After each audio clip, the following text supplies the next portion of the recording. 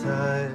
A dance, look in somebody's eyes, to light up the skies, to open the world and set me reeling.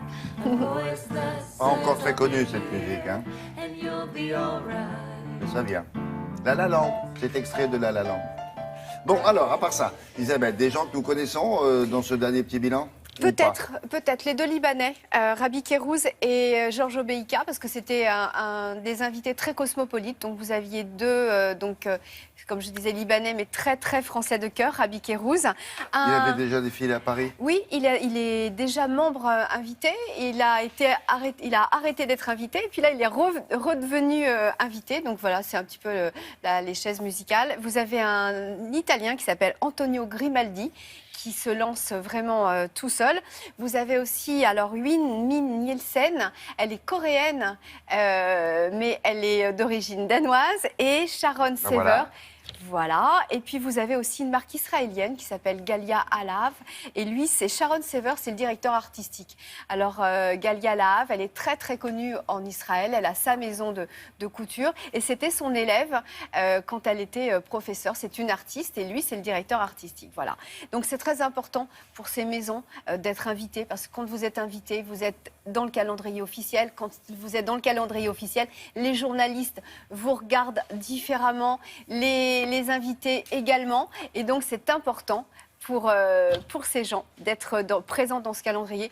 Ils le savent un petit peu assez tard, parce qu'ils l'ont su au mois de novembre. Donc vous imaginez un petit peu tout ce que ça peut représenter quand on est étranger. Il faut venir à Paris, ça représente énormément d'argent. Il faut expliquer quand même que ces gens-là, ce sont des maisons de couture qui existent ou qui n'existent pas à l'étranger, mais ils n'ont pas de boutique en France. C'est-à-dire qu'ils défilent, puis c'est fini après. Ils essayent justement, c'est un tremplin de défiler à Paris en se disant, voilà, on va être à Paris, on va essayer d'ouvrir des boutiques. Rabbi Kérouz, il a son showroom aujourd'hui, boulevard Raspail. Ils vendent, ils ne sont pas inconnus dans le milieu. Peut-être la petite danoise, parce qu'elle a un CV en or, elle a travaillé chez Burberry, elle est passée chez Givenchy, chez Balenciaga. Oh. Elle se lance. Voilà, c'est pas facile, en tout cas, ils font des merveilles. Regardez.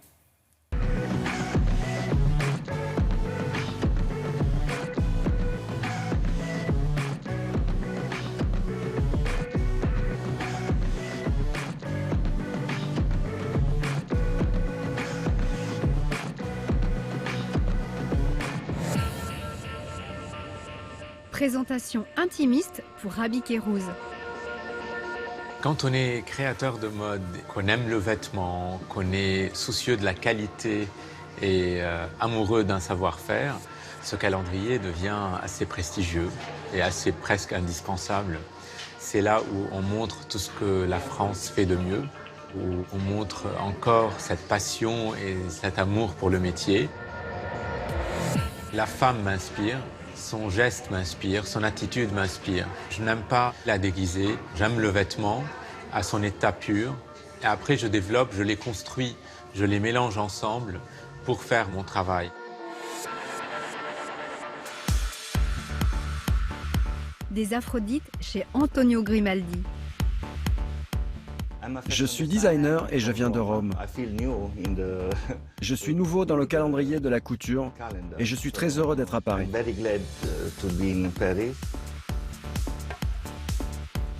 La femme Antonio Grimaldi aime être moderne, contemporaine. Elle ne veut pas de choses compliquées. Cette collection parle d'amour. Pour nous, c'est très important d'être aimé.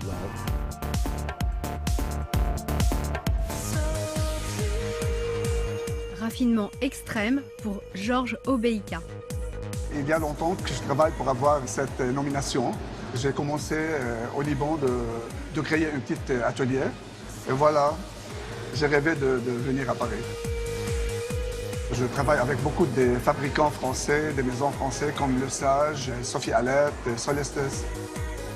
Le style Georges Obeïka, c'est élégant et dynamique, c'est moderne aussi. Cette collection s'inspire de mythes de la civilisation asiatique. C'est le dragon, l'éventail, les fleurs, car moi j'inspire toujours de la nature. Tout en délicatesse chez Huynh Min Nielsen.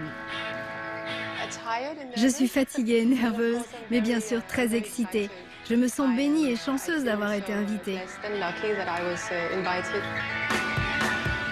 Ma société s'appelle Yunmin Linsen.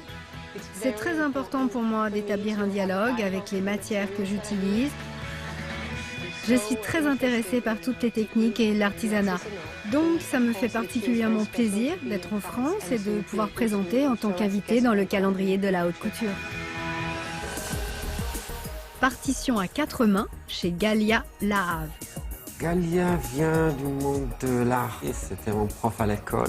C'est elle qui m'a appris à dessiner. Et petit à petit, ça a développé. C'est devenu une marque très importante en Israël des robes de soir et des robes de mariée.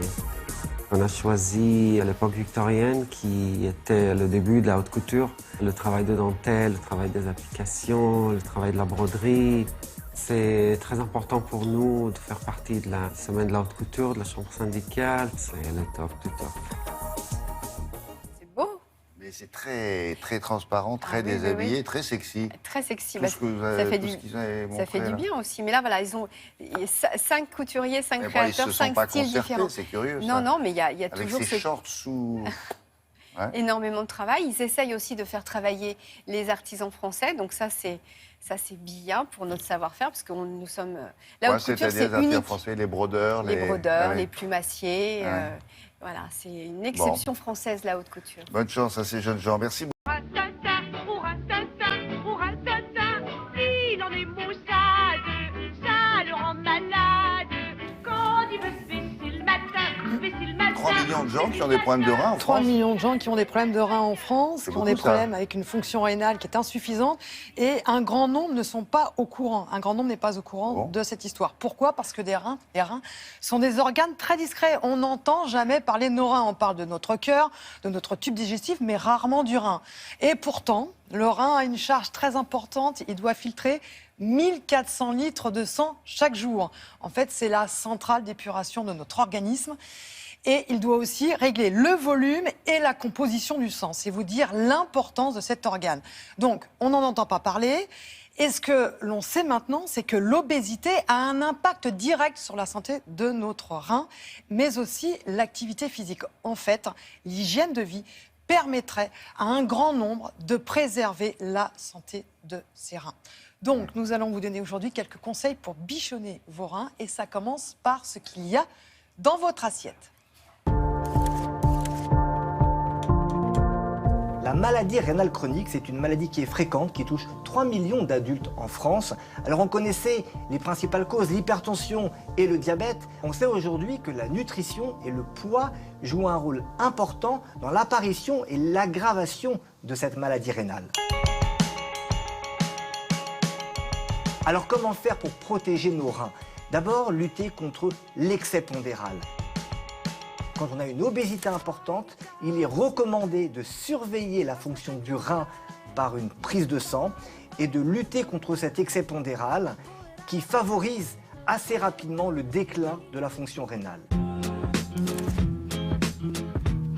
En ce qui concerne l'alimentation, il faut limiter l'apport en protéines et lutter à tout prix contre les régimes hyperprotéinés, même quand notre rein est en bonne santé, car on sait que c'est un facteur déclenchant et un facteur aggravant de la maladie rénale. Il faut limiter l'apport en sel, parce que le sel risque d'augmenter la pression artérielle, ce qui fait une pression au niveau du rein qui peut l'altérer au cours du temps. À côté de l'alimentation, il ne faut pas oublier l'importance de l'activité physique d'endurance qui dilate les vaisseaux et là encore réduit la pression du sang sur le rein, et l'activité physique de résistance, de renforcement musculaire, parce qu'on sait que dès qu'il y a une détérioration de la fonction rénale, il faut absolument maintenir son muscle, d'autant plus qu'on va réduire les apports en protéines. Quand on parle de maladie rénale, on pense tout de suite à la dialyse et aux traitements sophistiqués, alors que ces mesures d'hygiène de vie sont efficaces et ce sont les premières à mettre en œuvre. Bon, moralité. Moralité, prenez soin de vos reins et ça commence par faire attention à son poids. Et justement, il y a une grande étude française qui vient d'être lancée, une étude où on va comparer les gens et la fonction rénale quand on perd du poids. Quand on a un excès de poids, comment fonctionnent nos reins et comment fonctionnent-ils une fois qu'on a perdu du poids. Et si vous voulez vous intéresser à cette étude, si vous voulez vous inscrire, eh bien, vous pouvez envoyer un mail à obésité.rein@aphp.fr et les spécialistes reviendront vers vous. Une grande étude française avec des résultats dans quelques années. Merci beaucoup.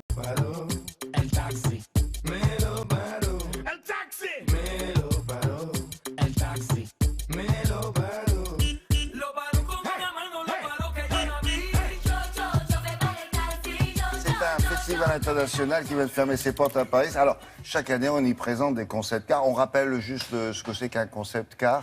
Alors, un concept car, ça permet aux designers de montrer, d'une part, leur savoir-faire, d'imaginer les véhicules de demain. Alors, tout ce qui est présenté sur un concept car ne sera pas repris sur une voiture de série. C'est d'ailleurs bien dommage, mais quand on voit le décalage entre la voiture de série et le concept car, on comprend. C'est une voiture rêvée, quoi, presque. Oui, exactement. Bah, par exemple, celle-là. Oui, celle-là, on la verra pas, c'est dommage. C'est une Renault, c'est la Renault Trésor. Vous allez voir dans le sujet, il y a beaucoup de choses qui nous font dire qu'elle ne verra pas le jour. En tout cas, pas comme ça. Il y a peut-être des éléments qui seront repris. Donc cette année, le thème était l'aérodynamisme, puisque chaque année, il y a un thème. Et vous allez voir que l'aérodynamisme, on n'en parle pas que depuis quelques années. On en a toujours parlé, on en a toujours tenu compte. Visite guidée.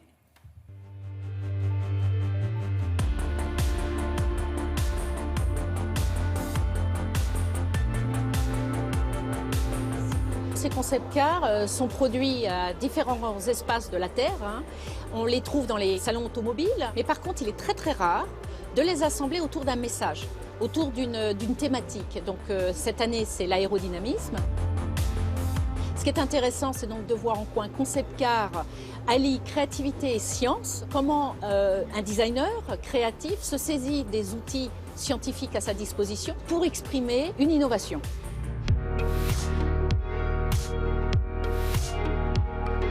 Avec le numérique et l'accélération de la science dans de multiples domaines, le designer se saisit de la science au quotidien. Alors qu'auparavant, on avait tendance à les opposer. Un des messages assez forts, c'est qu'aujourd'hui, le design est construit à base de science. Aujourd'hui au festival, vous avez une exposition qui vous permet de contextualiser et de voir ce que les designers de Renault, mais aussi de PSA, de Chrysler, Fiat et Alfa Romeo, Aston Martin, Porsche, Ferrari, comment ils s'expriment et comment ils définissent finalement la mobilité de demain. Ce qui est assez intéressant, c'est que l'aérodynamisme et le design sont des amis de très longue date. Vous pouvez voir la ligne de la Trésor, de la Eaton. Je pense aussi à la voiture qui est juste derrière moi, l'Aston Martin.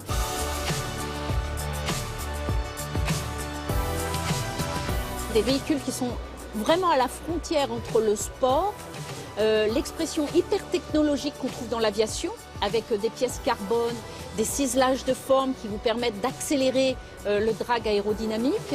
Et ça, tout ça se fusionne ici dans les concept cars que l'on présente aujourd'hui. Par contre, je pense que cette équation, elle existera toujours. Et ce qui est assez rare, c'est qu'ici au festival, on puisse faire cet grand écart des années 30 et les années 2017 et de voir qu'en fin de compte, l'équation est toujours la même. Un designer travaille face à la science, s'en saisit et nous fait rêver.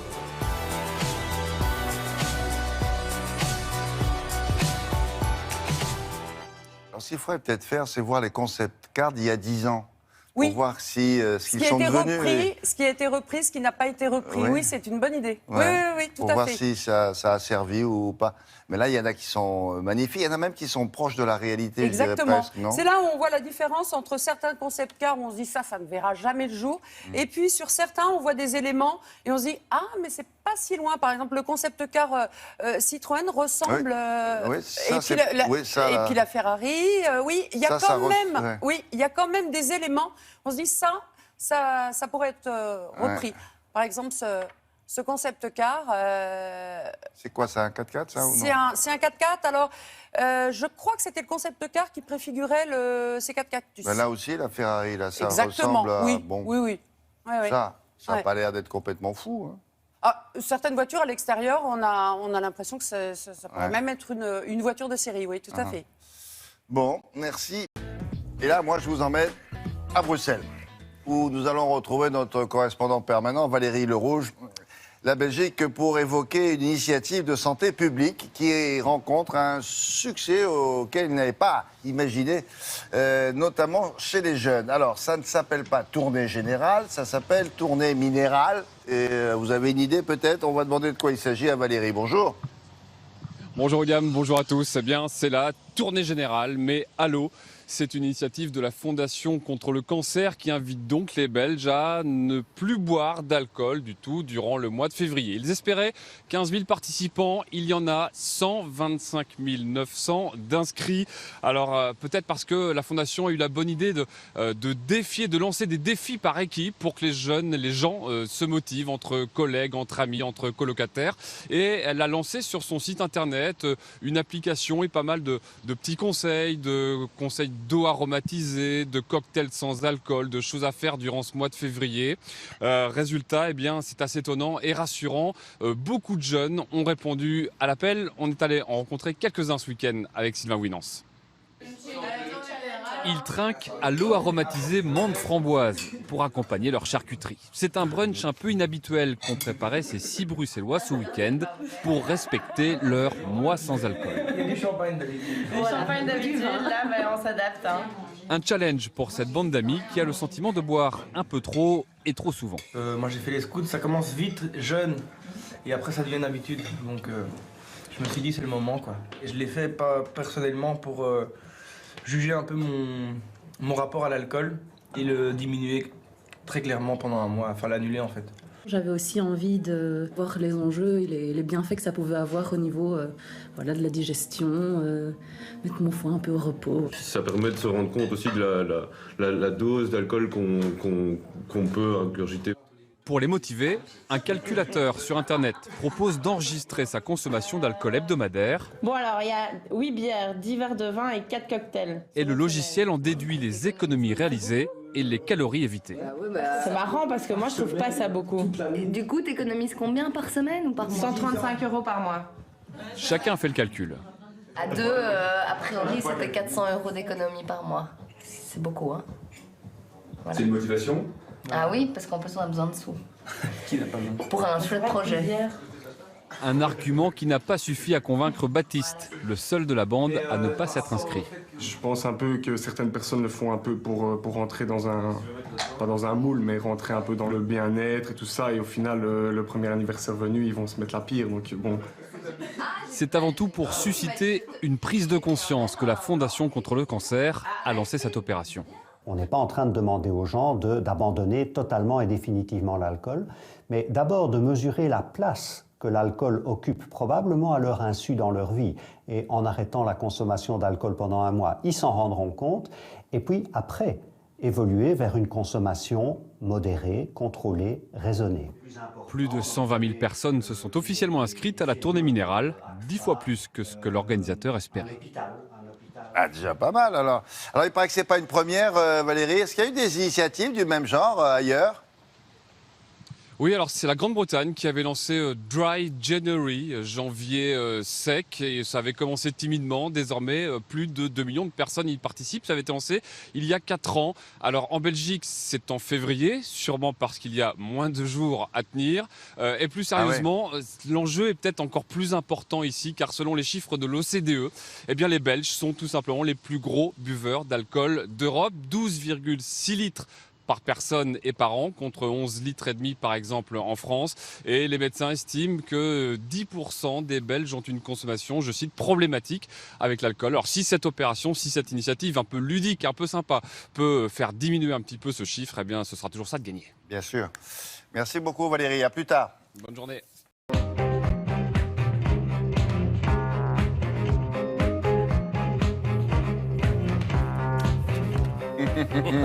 Il est malin. Il m'a mis un petit mot. Qui fait la une ce matin dans tous les journaux de France? Eh oui, c'est difficile à trouver. Hein. Compliqué, hein. Ah ouais. Même Madame Soleil n'aurait pas trouvé. Oui, je crois que si l'objectif de François Fillon était d'avoir de la reprise, eh bien, c'est chose faite. Regardez ce mur, appelez ça comme vous voudrez, le mur des dénégations ou le mur de l'innocence ou encore le mur de l'entêtement. Pour avoir l'occasion de revoir un tel mur, il faudrait que François Fillon soit se retire de la course à la présidentielle, soit gagne l'élection présidentielle. Donc je le disais, oui, William? Non, est-ce qu'il y a un journal qui ne l'a pas mis à la une? Ah, il y a quelques journaux régionaux qui ne l'ont pas mis à la une. Il y a... et des journaux... L'Humanité? L'Humanité l'a mis à la une, mais pas en information principale. Ah ah, voilà. Les Échos, même chose, pas en information principale. Merci beaucoup, je ferme la parenthèse. Alors, je le disais, la conférence de presse fait de la reprise, comme on dit. Après, il y a deux manières de voir les choses. Façon télégramme, où Hubert Coudurier parle d'un exercice de contrition réussi. Et puis, façon Écho de la Vienne, où l'on ne s'embarrasse pas de circonvolutions écrites pour poser la question qui fâche à la une. De qui se moque-t-on? Alors, il a fallu que François Fillon sorte du bois pour que la presse, si prévisible, retrouve ses réflexes militants.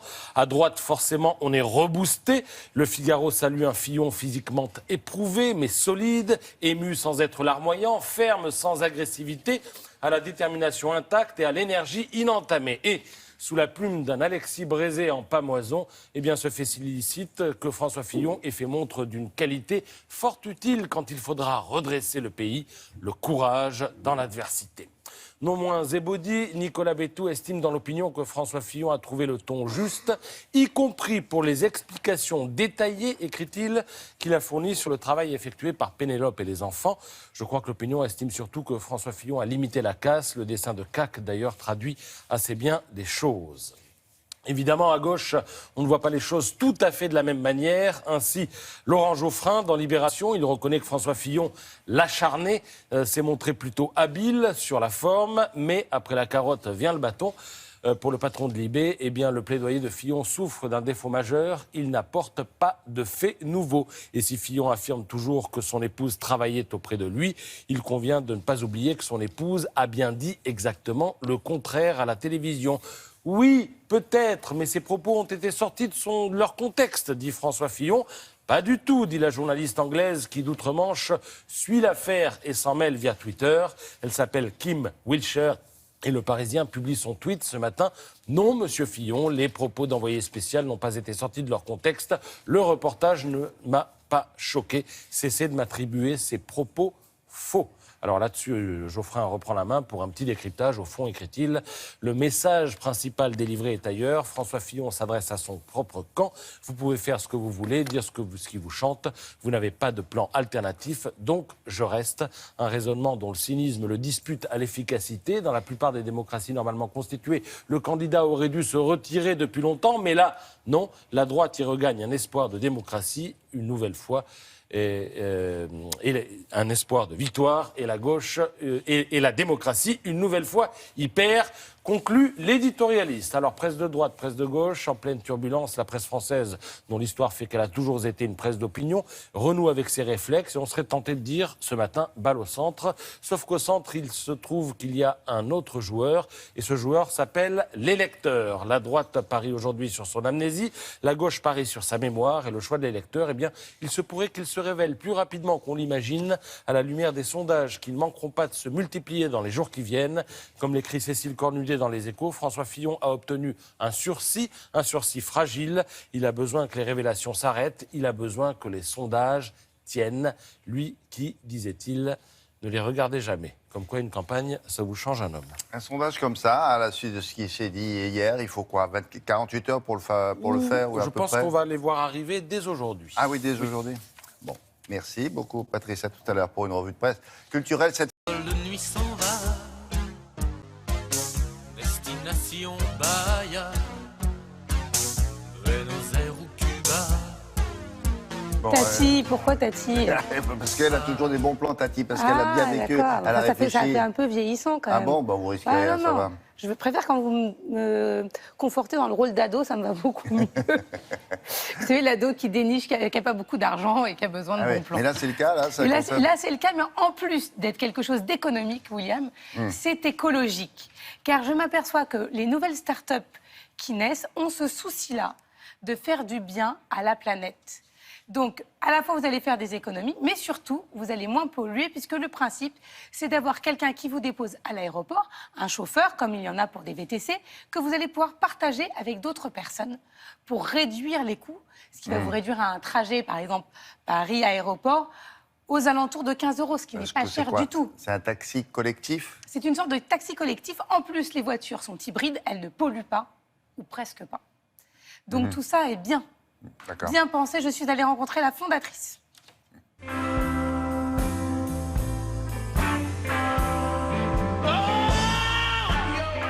Shuttle, c'est une application mobile destinée aux personnes qui vont prendre un avion. Vous téléchargez l'application, vous indiquez votre numéro de vol et vous recevez une confirmation qui vous précise au préalable la durée du transport, qui ne doit pas excéder 1h15. Et vous recevez à la veille de votre départ une alerte qui vous reprécise l'heure exacte à laquelle le chauffeur vient vous récupérer. Les grands principes de Shuttle, c'est la valeur économique pour le client qui, parce qu'il mutualise le coût du transport, paye moins cher à l'arrivée que s'il avait pris le taxi tout seul. Bonjour monsieur. Bonjour. Merci. Aujourd'hui, prendre Shuttle, c'est réaliser en moyenne 20 à 30% d'économie par rapport à un coût normal de VTC. C'est s'engager sur la branche écologique en utilisant un service basé sur essentiellement des véhicules hybrides. C'est pouvoir bénéficier d'un service de qualité effectué par des professionnels de la route, pouvoir charger son portable à bord du véhicule, avoir le Wi-Fi à disposition du véhicule.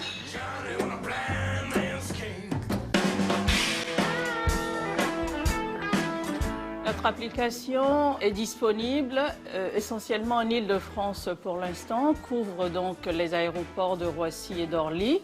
Nous attendons de pouvoir fédérer un grand nombre de publics pour, au fur et à mesure, développer le service vers d'autres villes en fonction des demandes et des premiers résultats. Et ça peut jusqu'à combien dans un même... Parce que là, on peut rentrer à 5, 6. Bah, 3-4, oui, facilement. Parce que là, dans sûr, un engin comme ça, oui, c'est 5 au moins, on peut rentrer. Voilà, ça dépend de vos bagages, s'il y a des enfants, pas d'enfants. Mais c'est effectivement très économique, écologique. Pour l'instant, évidemment, c'est testé en région parisienne, mais ça va aller très vite sur les autres villes de France. D'accord. Petit label, quand même. En tout cas, ceux qui ont un aéroport. Oui, il y en a quand même quelques-unes. Oui. Et ça pourra peut-être marcher pour les gares, pour aller à la gare. Exactement. Ouais. Merci beaucoup. Pour les 4 vérités, maintenant, c'est Caroline Roux qui présente ce matin Bruno Retailleau, sénateur de Vendée, président de la région Pays de Loire. Oui, il est l'un des plus proches de François Fillon. Il a toujours été là, dans les bons et dans les mauvais moments. Et il y en a eu des mauvais moments. Il était aux premières loges hier lors de la conférence de presse de son candidat, une déclaration qui est censée ouvrir une nouvelle phase de la campagne du candidat Fillon.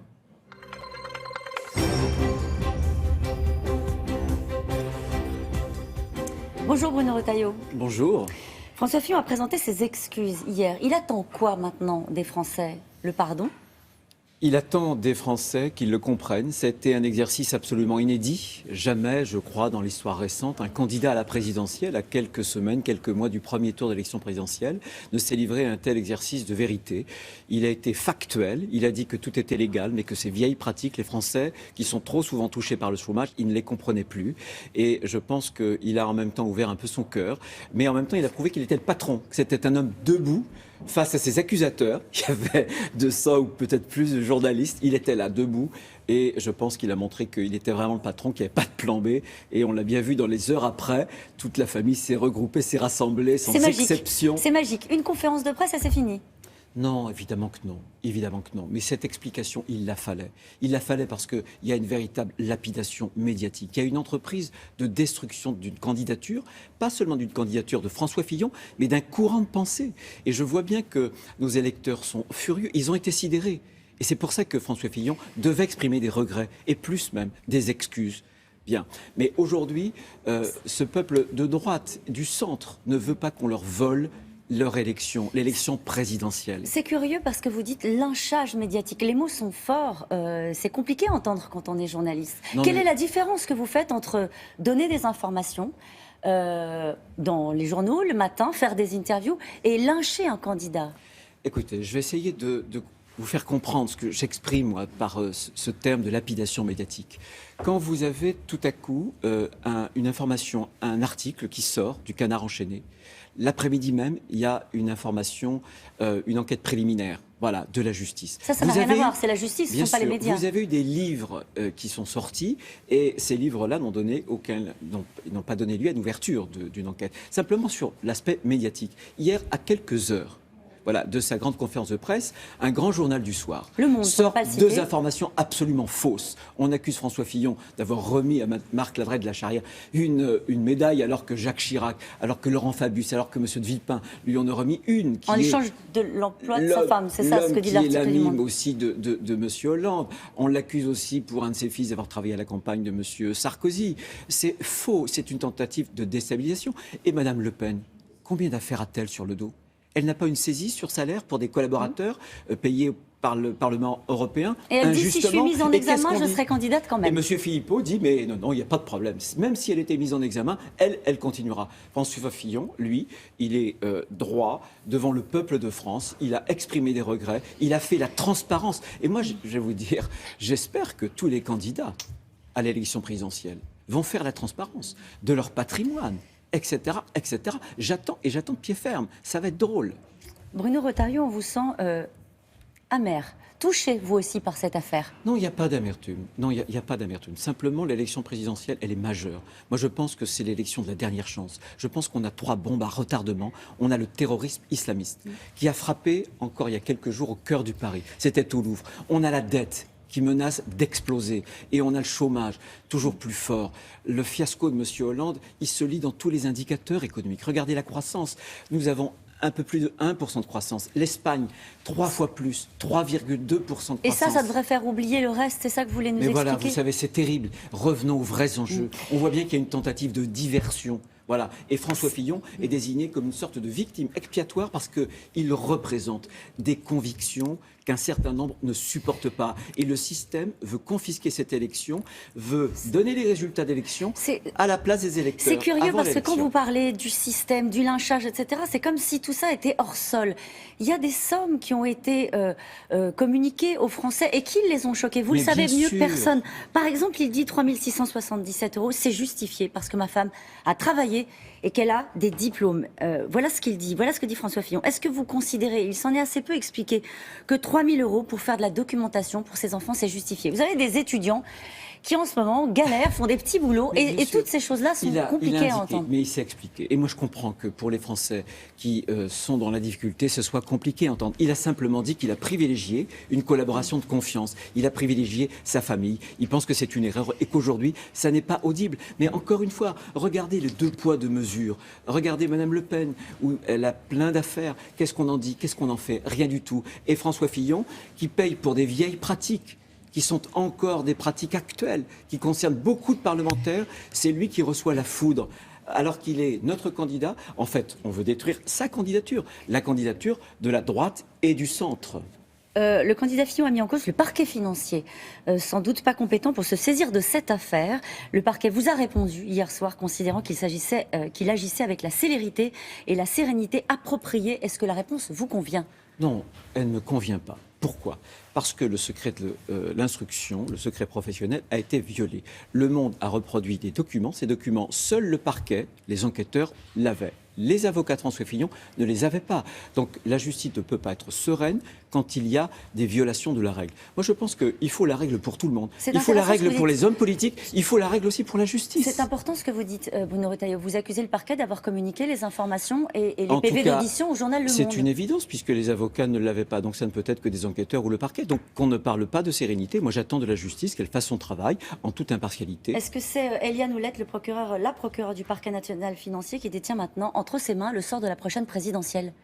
J'espère que non. Non, j'espère que non. Je ne veux pas le croire, parce qu'encore une fois, c'est l'élection de la dernière chance, parce que la France, en quelque sorte, a rendez-vous avec son histoire.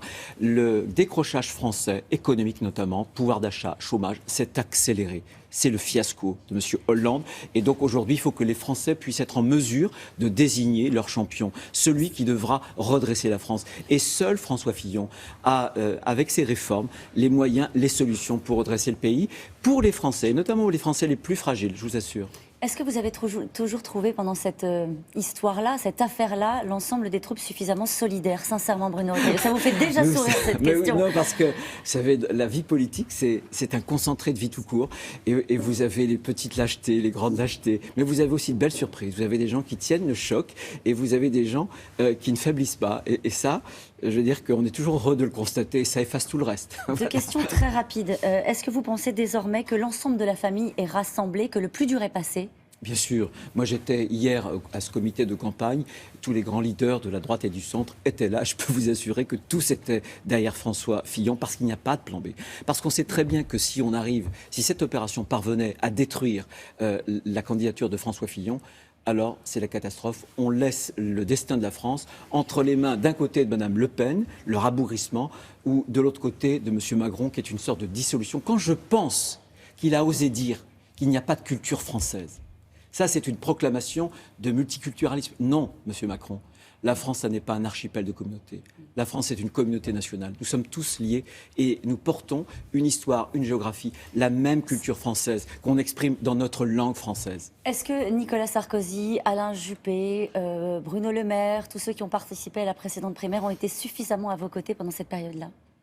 Globalement, oui, franchement, globalement, oui. Ils ont pu avoir des doutes, comme les Français, mais François Fillon l'a exprimé, lui-même était totalement sidéré. Vous savez, ce sont les gens honnêtes qui défendent le plus mal, toujours, croyez-moi. Une dernière question, est-ce que cette affaire va encourager François Fillon à amender son programme ? Est-ce que vous pensez qu'il peut toujours aller devant les Français et dire notamment aux fonctionnaires, puisqu'on en a beaucoup parlé pendant ce début de campagne, qu'il va falloir travailler plus pour gagner la même chose. Est-ce que sur le fond, cette affaire doit changer sa manière de se présenter devant les Français ? Sans doute, oui, absolument. Sans changer le fond, parce que ce qu'il propose, François Fillon n'est pas le candidat de l'effort, il est le candidat de l'espoir. Il veut, par exemple, augmenter les petites retraites. Et pour cela, on porte la retraite à 65 ans. C'est parce qu'on réforme qu'on arrive aussi à donner du pouvoir d'achat. Les Français ont perdu en moyenne 585 € depuis 2012 de pouvoir d'achat par an. Eh bien, il veut être le candidat du pouvoir d'achat, de la feuille de paye et surtout de la lutte contre le chômage. Et on y arrivera. D'autres pays qui étaient bien moins situés que nous il y a 10 ans, par exemple l'Allemagne, y ont réussi. Eh bien, la France peut redevenir une grande puissance et les Français peuvent avoir pour leurs enfants un espoir, une vraie espérance française dans les années à venir. Merci beaucoup Bruno Retailleau. On a envie de vous dire bon courage. Merci, ouais, j'en ai. Allez, vous en avez. C'est à vous, William. Merci, Caroline. À demain. Comme le beau Danube bleu, la gouache dans les tubes de Matisse ou Chagall. Le sachet de lavande, élégant. Les marchandes pour parfumer les champs. Oh, pardon, je vous déranger dans votre conversation. Bien sûr. Alors, un bloc-notes, ça veut dire qu'il faut prendre des notes, bien sûr. Là, si vous habitez dans la région de Lyon, ça peut peut-être vous intéresser parce que ce dont on va vous parler, Sarah Doraghi, ça se passe au musée des Beaux-Arts de Lyon. C'est une exposition sur Matisse. Vous me direz, oui, bon, bah, ça va, Matisse, je connais. Ah, ben non, justement. Ce qu'on va vous présenter là, vous n'avez peut-être jamais vu. Mais d'abord, qui a dit oui, non, mais souvent, on a parlé de ça quand vous étiez encore en CM2. Nous, on parlait déjà de non, mais Matisse. bien sûr, quand on dit Picasso, Chagall, Matisse, oui. etc., on dit ça y est, on a déjà vu. Là, c'est impossible. Vous ne pouvez pas vous dire ça y est, on a déjà vu. Parce que c'est tellement, cette rétrospective est tellement complète et tellement incroyable. Il y a des choses d'ailleurs que vous n'avez certainement pas vues, des dessins impossibles, parce que ça vient des collections privées notamment. Mais c'est, disons, une rétrospective extrêmement fournie, extrêmement complète. On découvre comment Henri est devenu Matisse, en fait. Parce qu'il y a ces peintres, vous savez, ces talents qui sont nés avec un pinceau dans le berceau. On se dit comment ils font. Ça y est, le talent était déjà à 2 mois, il peignait, tu vois. On raconte des histoires comme ça. Matisse, non, il était clerc de notaire. Il allait certainement devenir avocat, mais crise d'appendicite. Il va s'ennuyer beaucoup. Et sa maman lui offre une boîte de peinture en disant « éclate-toi ». Il s'éclate tellement, il se dit « ça y est, éclate-toi ». Elle parlait comme ça. Non, elle a dit Elle lui dit « éclate-toi mon fils ». Madame Matisse, elle a dit « éclate-toi mon fils ». Je pense qu'elle lui a dit ça. Si tu fais peindre, tu fais le meilleur. Parce que tu veux sois le Riton, meilleur. tu t'éclates avec ça. Éclate-toi. J'ai envie que tu t'éclates. Riton, bon. Voilà. Et donc, il s'est éclaté. Ça a été une révélation sur le tard. Mais alors, du coup, à partir du moment où Matisse a réalisé que c'était sa voix, c'était sa vocation, ça y est, il ne voulait plus faire que ça. Il en a fait beaucoup. C'est un artiste qui a énormément peint, énormément sculpté, énormément dessiné. On ne connaît pas bien les sculptures. On ne connaît pas bien les sculptures et on ne connaît pas bien ses dessins. D'accord. Vous allez voir qu'à travers cette exposition, vous allez voir l'histoire de la moitié du XXe siècle et l'histoire de la propre vie de Matisse. Regardez. Riton. Matisse, le laboratoire intérieur, le titre de l'exposition, renvoie à l'idée que dans chacune des salles de l'exposition, on entre dans l'atelier de Matisse. On entre donc à différents moments de son travail, mais chaque fois, on entre dans le processus de ce travail. C'est quelqu'un qui, au contraire de Picasso, n'était pas un enfant prodige, il s'est passé un long apprentissage. Le nu est là dès le début, les poses les plus classiques. Matisse a toujours travaillé d'après modèle et d'après modèle devant lui, pas en se souvenant du modèle, mais avec le modèle, quelquefois même à quelques centimètres, genou contre genou, disait-il. Le corps féminin, c'est un motif, c'est au fond, c'est la figure, comme on dit. Et c'est son thème, effectivement, principal. Dance me to your beauty with a burning violin. Matisse sculpteur, on le connaît certes moins, et c'est une part peut-être moins première de son activité. C'est avant tout un peintre, mais la sculpture l'a aidé à certains moments à travailler la peinture, de même que le dessin l'a aidé à travailler à la fois la sculpture et la peinture. Il a réussi des choses assez étonnantes. I'm all out of hope. One more bad dream. C'est vrai que les visages, c'est une sorte de fil conducteur de l'exposition. I'm far from home. Dès le début, il y a son propre visage, aux alentours de 1900, donc c'est à partir de son propre visage, les visages de ses proches. Matisse cherche une vérité qui n'est pas forcément la vérité de la ressemblance pure et simple. Et c'est ce qui est très émouvant, à notre sens, dans l'exposition, c'est que ces multiples dessins montrent comme une atmosphère des sensations que provoque un visage, qui peuvent être très différentes. Ce visage peut vous paraître étroit, et puis il est large, il est déformé. Et puis, au bout du compte, Matisse arrive à capter une sorte d'essence, presque l'âme du modèle. La liberté de ce trait, la concision, le côté très synthétique de ce trait, c'est conquis par un très long travail. C'est une sorte de liberté. En un seul trait, parfois, dans les visages, sa petite fille Jackie, par exemple, qui dégage quelque chose d'inoubliable, en fait.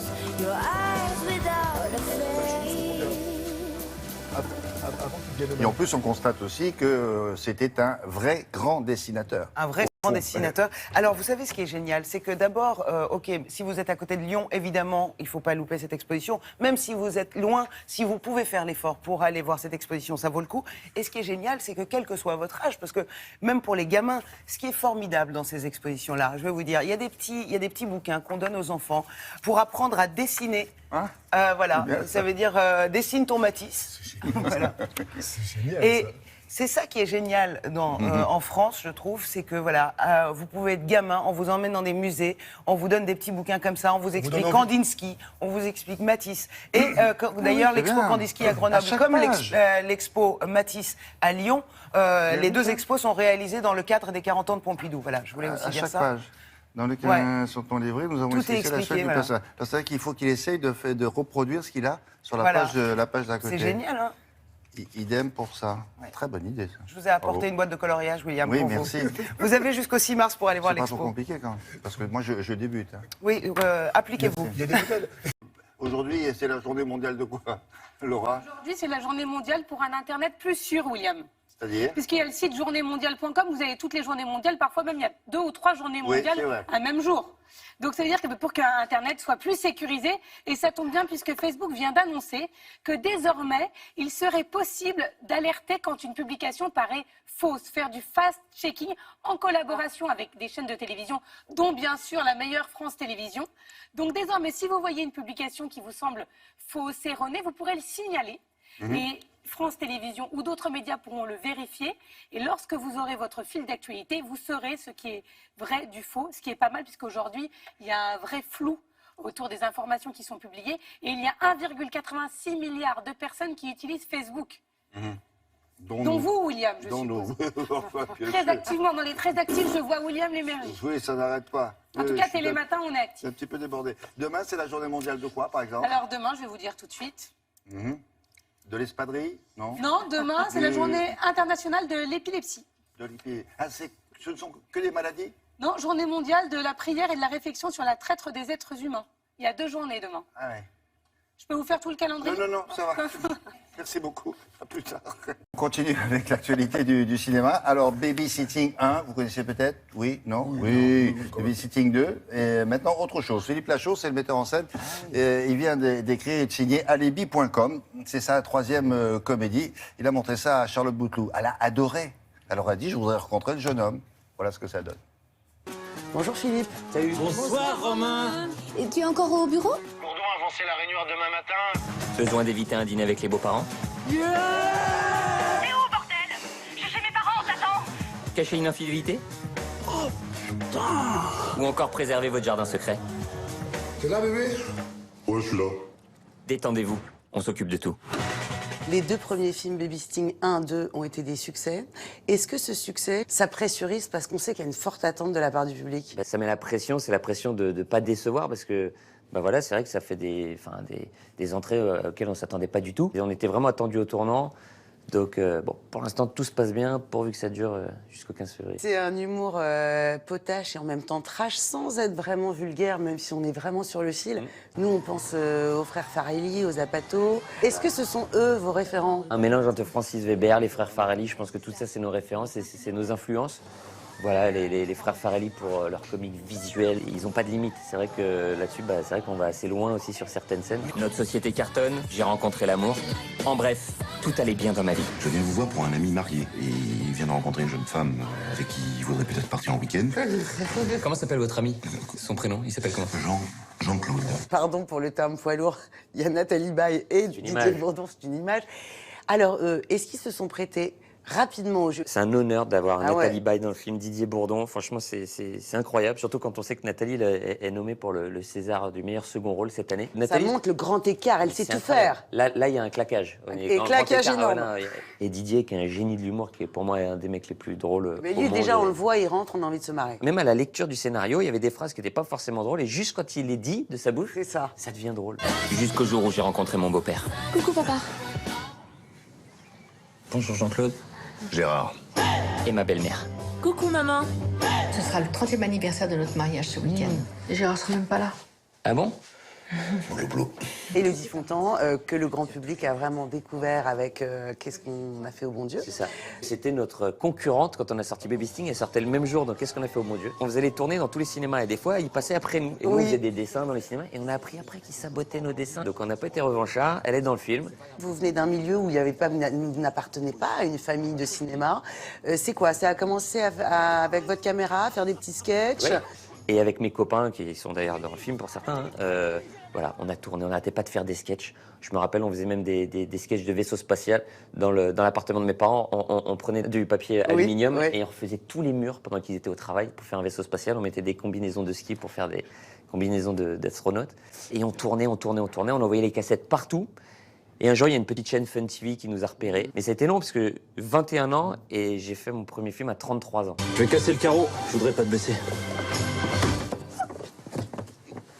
est-ce que vous êtes aussi drôle dans la vie que dans vos films? Non, pas du tout. Pas du tout. Non, pas du tout. Déjà, je suis très timide. C'est vrai? C'est-à-dire que plus il y a du monde, plus je me renferme et j'ose pas faire de blagues. Ouais. Et non, c'est plus à l'écriture. Bravo Philippe et mille merci. Bravo. Merci beaucoup. Merci, c'est très gentil. Allez voir alibi.com. Hein. Vous avez compris le système.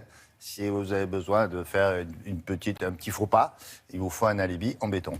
Ah, Laura, quelque chose à dire sur ce sujet? Exactement, sur ce sujet. Et vous ne croyez pas si bien dur, Oui. parce qu'il y a 8 ans, on avait parlé du site alibi.com dans Télématin, puisque ces sites existent réellement. Oui, bien sûr. C'est parti d'une histoire vraie. Donc aujourd'hui, alibi.com, évidemment, n'existe plus, mais on a Alibi Béton, French Alibi, Alibi Express, et aussi Mon Alibi. Donc, si vous voulez, voilà, vous avez... Alors, il vous propose plein de tarifs différents. Vous pouvez demander des notes de séminaire, des notes de restaurant, de faux billets d'avion, tout. Une invitation bidon, une convocation. Exactement. C'est ça? Il y a tout. À faire part, vous allez... Ça a un prix. C'est payant, évidemment. Hein. Et c'est à peu près les mêmes propositions. Il y en a un qui est meilleur que l'autre. Je sais pas. Écoutez, je suis désolée, je n'ai pas encore testé. Mais... Dommage. Ça, c'est pas vrai. Oh, non, je n'ai pas encore testé. Ça, c'est pas vrai. Mais ne me donnez pas de mauvaises idées. Hein. Vous testez tout, je sais. C'est mes amis qui testent. Ah oui. J'ai quelques journalistes qui m'ont demandé Ici, l'adresse. là, oui. Oui, bien sûr. Un dénommé Nathanaël 2. Et justement, vous parliez d'un bon film. On parlait d'Alibi, qui est vraiment un film génial. Et surtout, je voulais vous annoncer la bande-annonce, qui était désormais disponible du dernier film de Claude Lelouch. Ah oui. Chacun sa vie. Alors? Et donc, vous aurez la surprise, à la fin de la bande-annonce, si vous la regardez en entier, D'accord. de voir peut-être quelqu'un que vous connaissez bien. D'accord. Voilà. Ok. Sorti le 15 mars. Mais vous ferez un sujet d'ici là, voire oui, plusieurs. probablement avec Charlotte. On verra Voilà. ça. Entendu. En tout cas, il y a un très très bon acteur, surtout à la fin de la bande-annonce. Oui, je vois qui vous voulez dire. Merci beaucoup. C'est vrai, le mot très bon acteur, c'est pas exagéré. On guette le César. Oui, il est à portée de main. Merci beaucoup. Allez, au revoir.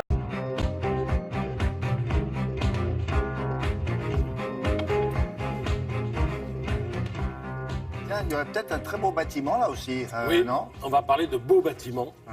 La Croix ce matin se fonde d'une double page sur la Philharmonie de l'Elbe, 6 en lieu et place de l'ancien port de marchandises de Hambourg, au nord de l'Allemagne. Alors la Philharmonie n'est pas tout dans cette affaire, c'est le bâtiment saillant de tout un quartier de 157 hectares où les hangars et les entrepôts ont cédé la place à des immeubles flambant neufs, des magasins bio, un hôtel de luxe, des écoles, dont certaines ont leur cours de récréation, devinez où? Sur le toit. Sur le toit. Et alors le toit, justement, c'est la grande affaire des architectes en ce moment, et c'est le magazine Beaux-Arts qui se penche ce mois-ci sur cette tendance architecturale. Alors vous avez le toit de la Philharmonie qui semble onduler comme les flots de l'Elbe, le fleuve qui arrose Hambourg, mais vous avez regardé à Anvers le nouveau siège de l'autorité portuaire. Voilà, c'est le toit d'une caserne de pompiers, en quelque sorte, qui était en dessous. Ils n'ont rien demandé, ils sont en dessous. Et le tout ressemble à un navire. D'autres exemples d'extension imaginés par des archis confrontés au manque d'espace urbain. Ouais. À droite, regardez, on est à Boulogne-Billancourt, au sud-ouest de Paris, l'empilement de 3 immeubles de nature différente. Et puis alors à gauche, on est à Toronto. Ça, ce que vous voyez en haut, c'est l'extension de l'Ontario College, une plaque de métal posée en débord, comme ça, avec sur le côté, vous les devinez, des poteaux de couleur qui sont quand même hauts de 26 mètres. Donc c'est assez impressionnant. Bon, très connu, Singapour, le surf géant. Alors celui-là, on l'a beaucoup vu. Vous savez que là-haut, il y a une piscine à débordement. Il y a aussi quelques jardins. Et ça fait le lien. Il y a un restaurant et ça fait le lien entre les 3 buildings que vous voyez. Et puis, à droite, vous avez, nous sommes à Turin, une sorte de soucoupe volante posée sur, devinez quoi, le site historique et futuriste de l'entreprise Fiat. Alors, pourquoi ici? Eh bien, parce que le bâtiment, enfin, l'étage au-dessus, abrite la collection Agnelli, tout simplement. Et on en revient à l'art dont nous parlait Valérie Lerouge tout à l'heure. Ah tiens, on n'a pas été là. Et il va falloir y aller, oui. Chez Monsieur Agnelli. Sur le toit du siège de Fiat, il y a une collection Agnelli. Voilà. Elle est là, Sarah? Bon. On va la retrouver, on va la rattraper et la mettre dans un avion très rapidement. Collection, je mets collection Agnelli. Voilà. Voilà. À Turin. Bon. Il a autre chose? J'ai autre chose avec la une du magazine Rétro-Passion qui s'intéresse aux marques prestigieuses de voitures. C'est la Bible des collectionneurs qui sont à la fête puisque le salon Rétromobile ouvre ses portes demain oui, on a montré ça. à Paris, porte de Versailles. Alors l'attraction, et c'est la une du Figaro ce matin, c'est l'Aston Martin de 007 devant laquelle pose le premier des James Bond, Sean Connery. On est en 1964. Ce bolide mythique a été révélé par Goldfinger, je le rappelle, et c'est la première fois qu'il met les roues à Paris. Et alors la voiture vient tout équipée avec les gadgets. Et au Figaro, ils disent on les a testés, ça fonctionne. Elle est truffée de gadgets. Alors vous avez l'éperon télescopique monté sur la roue arrière pour déchirer le pneu de la voiture qui est à côté. Vous avez le bouclier pare-balles, il est en haut à droite qui se déploie de la malle arrière. Vous avez le canon de pistolet mitrailleur qui est caché sous les veilleuses. Et puis la voiture sème aussi des clous, elle a des butoirs mobiles, enfin tout est commandé C'est la par... DB quoi ça? Numéro combien? Alors, c'est noté dans le Figaro. DB5. DB5, voilà. Ah voilà, DB5, d'accord. Et vous verrez même dans le Figaro l'Aston Martin rouge, mais de... Ah, j'ai un trou, comment elle s'appelle? Bonjour Tristesse. Françoise Sagan, parce qu'elle adorait les voitures. Bonjour Tristesse, ça marche. Bonjour Tristesse, hashtag Sagan. Voilà, et hashtag bonjour vitesse, parce qu'elle adorait les voitures. Et son Aston Martin rouge sera exposé par accident d'ailleurs, à l'époque. Merci beaucoup Patrice, à plus tard.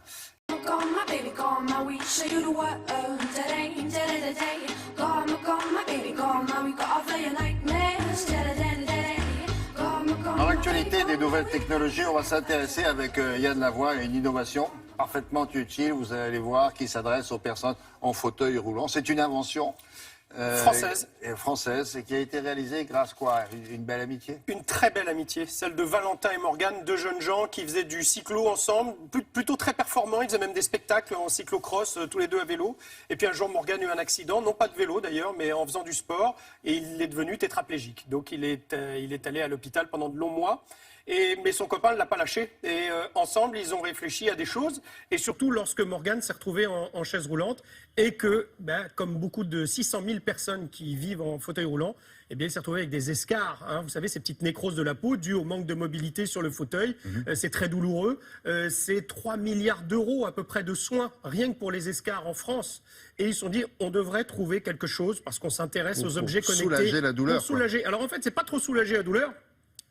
Vous allez comprendre ça assez rapidement, c'est assez simple, c'est d'essayer d'avoir un tapis connecté juste en dessous, entre l'assise et le coussin, qui permettent d'envoyer comme information à celui qui est sur le fauteuil roulant, dire là, ça fait longtemps que tu es dans cette position-là, soulage un peu, passe comme ça, ou bouge de cette manière-là. Enfin voilà, d'avoir des informations sur votre smartphone en temps réel pour la personne qui est dans le fauteuil. En lui expliquant quel est le geste qu'il doit faire.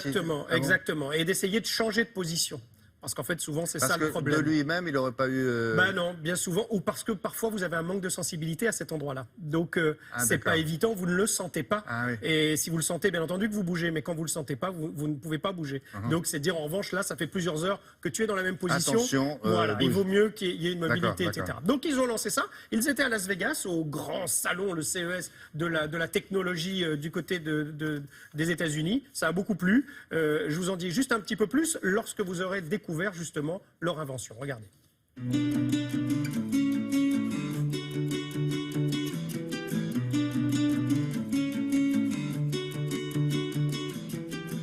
Une personne sur deux est dans un fauteuil pour une pathologie et en développe une supplémentaire, qui sont des escarres, des nécroses, mais aussi des problèmes de dos. Du coup, avec mon associé Valentin, on a réfléchi à intégrer sous le coussin anti-escarre de la personne et au-dessus de la nappe du fauteuil de l'intelligence. Une intelligence qui permet de retrouver directement sur smartphone les informations importantes de ce qui se passe sous les fesses de la personne en fauteuil. Autour de ça, les capteurs captent et l'application restitue.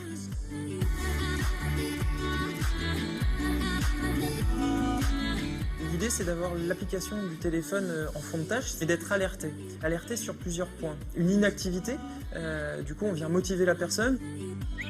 On vient aussi l'informer d'un mauvais positionnement, donc on a une cartographie des fesses de la personne. Si toutefois la personne est trop d'un côté ou trop de l'autre, on vient l'alerter en temps réel. On vient aussi l'informer sur une prise ou une perte de poids importante, donc directement sur son téléphone, et tout ça en fond de tâche. On On revient d'un voyage là où on a pu présenter notre produit au CES Las Vegas et on a rencontré vraiment des industriels qui vendent du matériel pour les personnes travaillant derrière les bureaux.